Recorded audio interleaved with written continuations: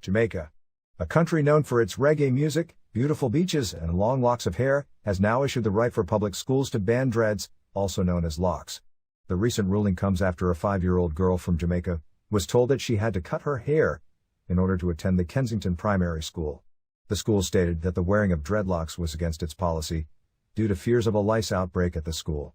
The Supreme Court of Jamaica's ruling on issuing the right for public schools to ban locks shocked the world and outraged a nation. Over 90% of Jamaica's population are of black descent. What's even more unsettling is the fact that despite Jamaica being a black majority country, the majority of the most preferred hairstyle in Jamaica is straight hair, a trait that is not indigenous to the black race. While there are some blacks who do have naturally straight hair, such as those with East African or Asian blood, majority of blacks do not have straight hair. The sad reality is the fact that for most blacks, the process to achieve straight hair often comes at a cost. According to researchers at the National Institute of Environmental Health Sciences, black women who use hair relaxers are 60% more likely to develop breast cancer and are more likely to develop uterine fibroids. According to a study done at Boston University's Salon Epidemiology Center, black women who wear weaves and wigs were 48% more likely to experience hair loss and traction alopecia. This means that 8 out of 10 black women who wear wigs and weaves suffer from some type of hair loss, given the fact that 4A to 4B curly hair is more likely to be weaker than straight hair in structure. Straightening it, whether it's by the use of flat irons or perms, would damage Afro-black hair, giving the appearance of short broken hair. This is why it's possible for Afro-black hair to continue growing, but appear as if it's not, due to breakage. Given these findings, it's no surprise that the rise in black women who have dreads, now coined locks, are starting to become the most preferred hairstyle among black women in America. Celebrities like Chloe and Halle Bailey can often be seen wearing this style. A notable difference between the locks most commonly seen among some black women today, in comparison to locks found among Rastafarians, is the fact that most of the locks tend to be manicured. Rastafarians, however, tend to have locks that are of the free-form variety. Blacks who wear locks tend to take extra measures to ensure that their hair is clean and styled. This is usually done through a strict regime of using apple cider vinegar rinses before washing their hair, to ensure that their hair is properly stripped of all dirt and oil. The unfounded stigma associated with locks, hygiene is sometimes misunderstood. As shown earlier, even though a lock may look like one thick hair strand, it actually isn't. A lock is a cluster of individual strands of hair that are intertwined to create a uniformed rope-like strand. Water, shampoo, and natural oils easily penetrate and flow throughout and thoroughly cleanse and condition each hair strand. In fact, washing and retightening on a consistent basis is a major part of the grooming ritual of someone with locks. Upon further look at the family, whose daughter was banned from attending Kensington Primary School, it is clear that they followed strict regime to ensure that their daughter's hair was neat and clean. What's most surprising is the fact that the choice of style for most Jamaican kids tends to be short hair, damaged from too much over-styling and perm by their parents.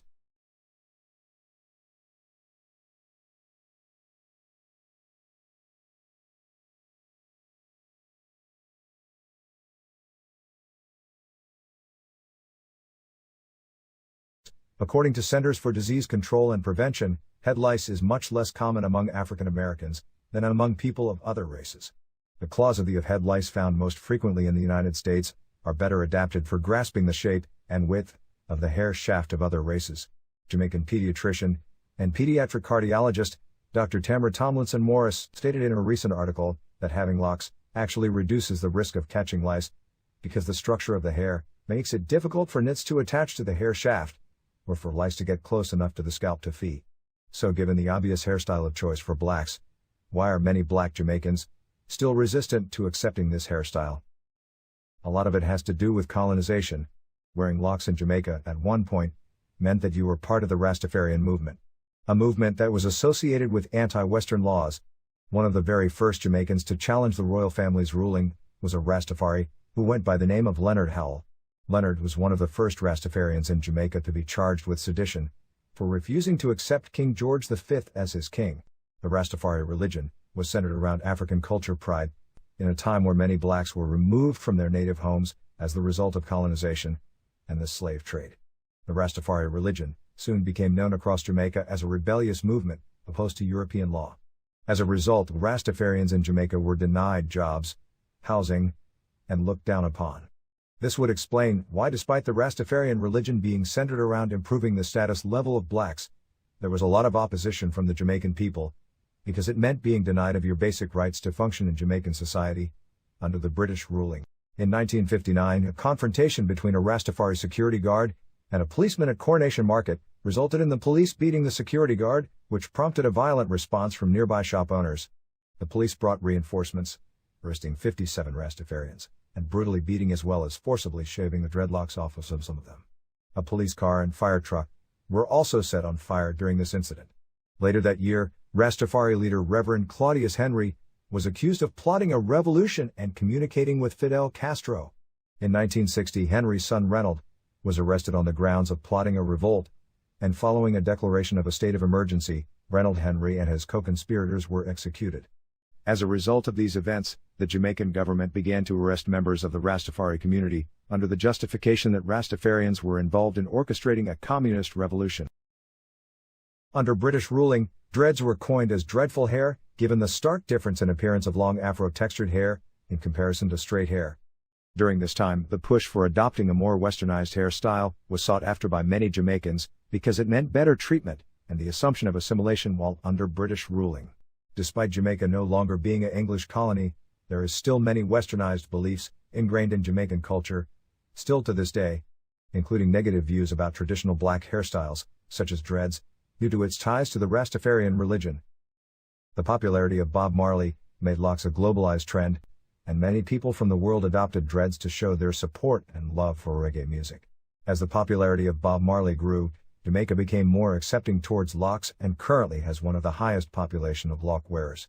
Which is why the Supreme Court of Jamaica's ruling on issuing the right for public schools to ban locks shocked the world. It's hard to not ignore the overt discrimination that such a ban has against the African hair aesthetic. As a result of social media, America, unlike Jamaica, has become more aware of the negative implications and restrictions that having such a ban has towards black people and their hair. For someone to decide that we can't bring our dreads, our locks, our braids, our natural hairstyles into the workplace, unacceptable in 2019. And with the support of Dove, we had a call to action to change that. In 2019, California was one of the first states in the U.S. to introduce the Crown Act, which protects citizens from discrimination in the workplace and in schools based on hairstyles such as dreads, now coined locks, braids, and other natural hairstyles. This means that blacks with 4B textured hair now have the freedom to grow their hair in a way that makes it easier for them to style without the use of wigs, weaves, and perms, which is linked to breast cancer, alopecia, damaged hair, and fibroids. The Crown Act is now law.